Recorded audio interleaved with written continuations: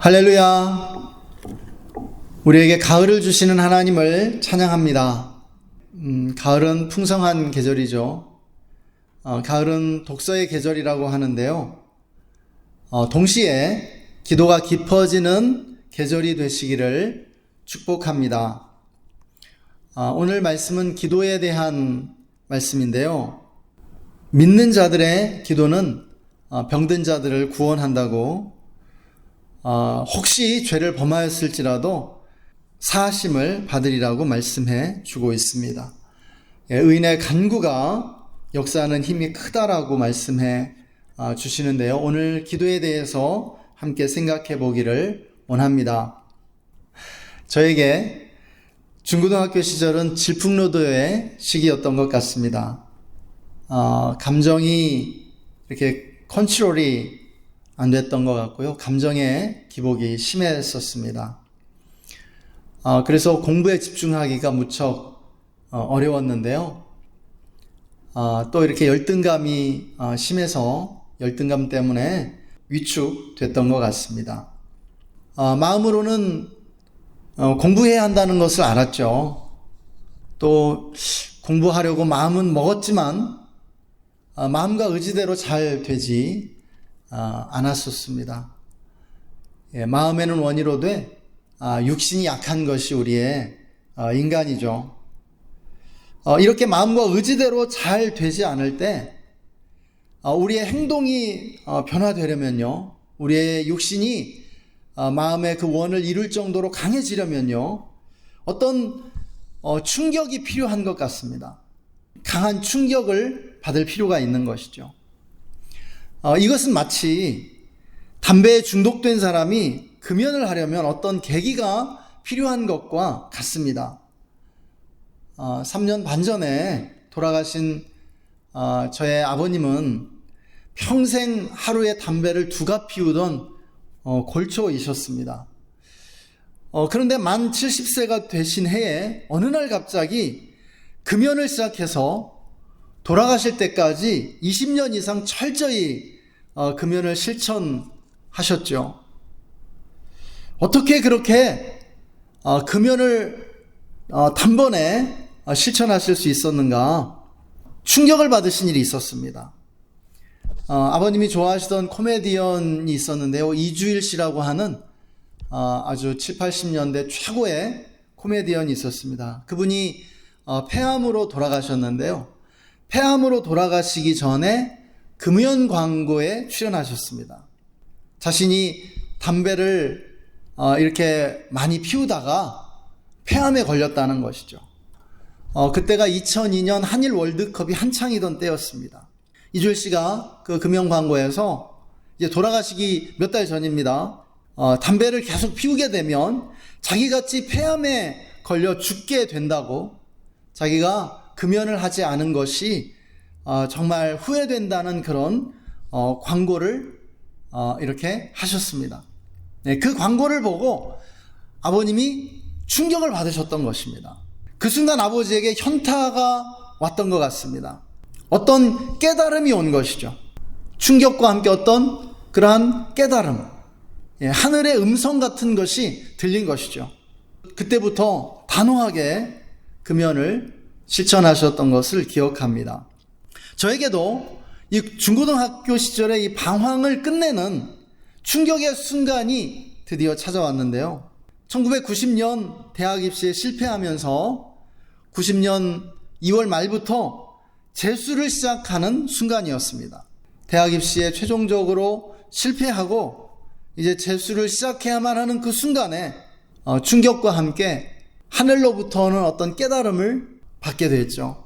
인생을 낭비하는 것은 나 자신에게 너무나도 씻을 수 없는 큰 죄라는 사실을 깨달았습니다. 저는 그것이 하나님의 음성, 하나님의 계시였다라고 믿고 있습니다. 그때부터 제 행동에 엄청난 변화가 일어나면서 공부를 열심히 하기 시작했습니다. 그때부터는 스스로 공부를 열심히 했죠. 그때부터 제 행동의 변화가 시작되었습니다. 어떤 일이든 매사에 기도로 시작하게 되었죠. 기도로 시작하고 기도로 마쳤습니다. 아침에 일어나서 하나님의 도우심을 간절히 구했고요. 매일 하루도 낭비하지 않고 순간순간 최선을 다할 수 있게 해달라고 하나님께 간절히 기도했습니다. 그리고 하루를 마치면서 오늘 하루도 잘 살게 해주셔서 감사하다고 그렇게 기도하고 하루를 마무리했습니다.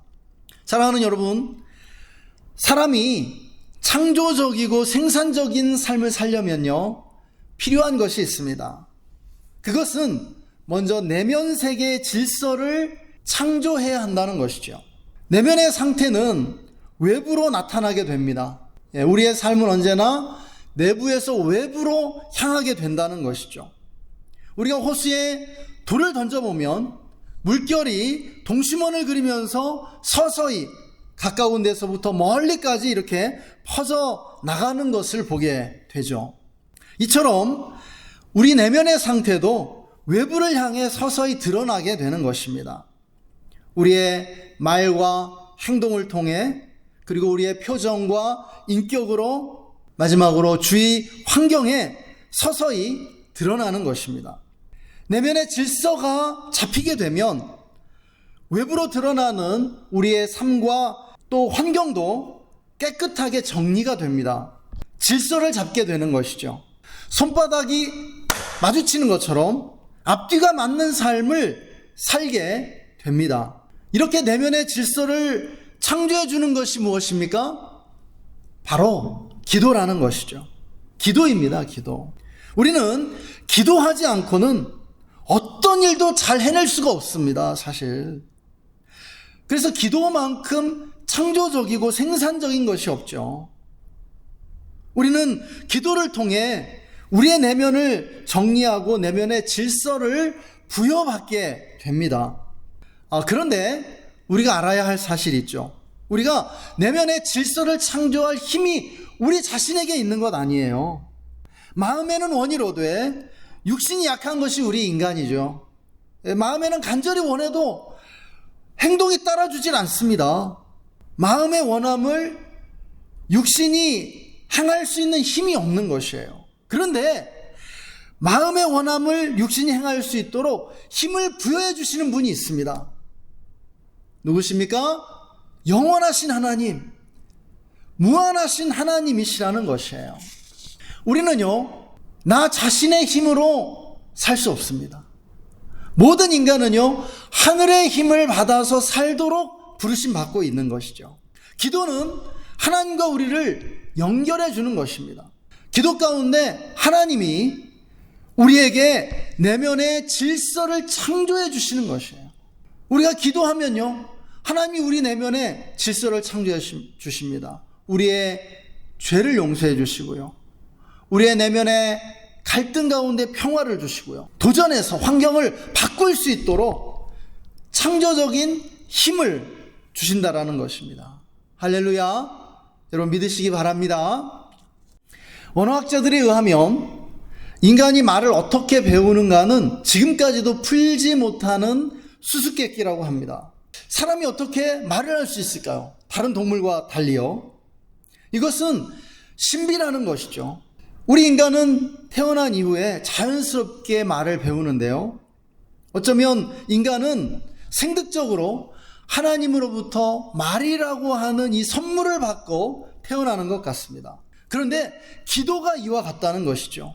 여러분, 우리가 어떻게 기도할까요? 우리가 어떻게 기도를 배울 수 있을까요? 이것은 신비의 영역입니다. 우리 그리스도인들은요, 믿음을 가진 이후로 성령을 통해서 자연스럽게 기도를 배우게 되는 것이죠. 우리 인간이 태어나고 자라면서 말을 하기 시작하고 배우는 것처럼요, 우리 신앙인들도 믿음을 가진 이후로, 구원받은 이후로, 거듭난 이후로 기도를 시작하게 되고 자연스럽게 배우게 된다라는 것이에요. 사랑하는 여러분, 기도하지 않는 신앙인은 없다는 사실을 기억하시기 바랍니다. 그만큼 기도는 신앙의 유무, 신앙의 크기와 깊이를 가늠하는 기준이 되는 것이죠. 여러분, 우리의 믿음이라고 하는 것, 하나님을 향한 믿음, 예수님을 믿는 이 믿음은요, 기도를 통해 숨쉬고 기도를 통해 건강을 유지하게 되는 것입니다. 그래서 기도만큼 믿음의 상태를 보여주는 것이 없는 것이죠. 지금 나의 믿음의 상태가 어떤가요? 지금 나의 영적인 상태가 어떤가요? 나의 기도 생활을 보면 알 수 있다는 것이죠. 믿음이 좋은 사람은요, 어떤 사람입니까? 지금 기도를 열심히 하는 사람입니다. 지금 믿음이 강한 사람 어떤 사람이에요? 그는요, 기도하는 사람이라는 것이에요. 기도하지 않고 있다면 어떤 상태일까요? 신앙이 힘을 잃어가고 있다는 의미죠. 그리고 영혼의 그 건강이 심각하게 안 좋아지고 있다는 말씀입니다. 그래서 오래전부터 우리 그리스도인들은 기도를 영혼의 호흡이라고 말해왔습니다. 우리의 영혼이 기도로 숨을 쉰다고요. 믿음도 기도로 숨을 쉰다고 말씀을 드렸는데요. 영혼과 믿음은 이렇게 밀접한 관계가 있습니다. 영혼은요, 믿음의 욕구를 가지고 있어요. 이 믿음의 욕구가 채워지지 않을 때 영혼은 죽어가는 것입니다. 그래서 믿음도 기도를 통해 숨을 쉬는 것처럼 우리의 영혼도 기도를 통해 숨을 쉰다고요. 그만큼 기도는 영혼의 절박하고도 중요한 문제입니다. 우리는 기도를 통해 영혼의 필요를 채우게 되는 것이죠. 여러분, 기도를 통해서 영혼의 필요가 채워집니다. 기도는 우리의 영혼이 하나님과 연결되는 통로인 것이죠. 우리는 기도를 통해 하나님을 만나게 되는 것입니다. 그래서 기도 가운데 우리는 하나님으로부터 우리의 영적인 그러한 양식을 받게 되고 힘을 얻게 되고 필요를 채움받게 된다는 것입니다. 할렐루야. 성경은 우리에게 항상 쉬지 말고 모든 순간에 기도하라고 가르쳐 줍니다. 우리가 잠을 잘 때도 우리가 어떠한 순간에도 숨을 쉬어야 되는 것처럼 기도는 영혼의 호흡이라는 것이죠. 그러나 실제적으로 사람들이 기도에 대한 동기를 언제 받게 될까요? 사람들이 언제 기도할까요? 우리가 보면 개인적 필요를 느낄 때 기도에 대한 동기부여를 받게 되는 것을 보게 됩니다. 일반적으로 사람들은 좋은 일이 있을 때보다 힘들고 어려울 때 기도에 대한 욕구를 갖게 되는 것이죠. 유한한 인간은 필연적으로 문제를 만나게 됩니다. 누구에게나 걱정과 근심과 염려가 생기게 되고요, 절박한 문제들을 만나게 됩니다. 여러분, 이러한 문제들 앞에서 사람들은 절박하면 누구나 기도하게 됩니다. 그리스도인이 아닌 사람도요, 믿음이 없는 사람도요, 하나님, 부처님, 공장님 다 불러가면서 기도한다라는 것이죠. 이렇게 문제들은 우리를 하나님께로 이끌어 주는 것이죠. 그러다 문제가 사라지면 어떻게 해요? 예전으로 돌아가 기도하지 않게 되죠. 그런데 또 문제가 생깁니다. 그러면 다시 회개하고 기도하죠. 문제가 생기면 기도하고, 그러다가 문제가 사라지면 또 기도하지 않고요. 이런 패턴을 반복한다는 것입니다. 그렇게 되면 우리는 자연스럽게 이렇게 느낍니다. 문제가 있을 때만 기도하네? 스스로를 자책하게 되는 것이죠. 하나님이 필요할 때만 기도하는 우리 자신을 보면서 조금 하나님을 향해 죄송함을 느끼기도 합니다. 하나님을 이용한다는 생각이 자연스럽게 들죠. 그렇지만 사랑하는 여러분, 너무 자책하지 마시기 바랍니다. 이것도 기도가 성숙해지는 과정이라는 것이에요. 이것이 오랫동안 반복될 수도 있어요. 이 기간을 단축하면 단축할수록 좋겠죠. 여러분, 이런 과정에서 기도가 깊어지게 되는 것입니다. 사랑하는 여러분, 기억하시기 바랍니다. 우리에게 어려움을 주는 문제와 고난은요, 기도를 향한 하나님의 초청장입니다. 콜링입니다. 문제와 고난으로부터 기도를 시작하는 것은 전혀 어색한 일이 아닙니다. 자연스러운 것입니다. 다만 그것이 출발점이라는 사실을 기억해야 하는 것이죠. 문제가 없을 때도, 고난이 없을 때도 동일하게 기도하는 수준으로 성장해 가야 한다라는 것이에요. 할렐루야. 우리가 기도가 깊어지고 기도의 삶이 풍성해지는 이 가을이 되실 수 있기를 축원합니다. 이 시간 다 함께 기도하시겠습니다.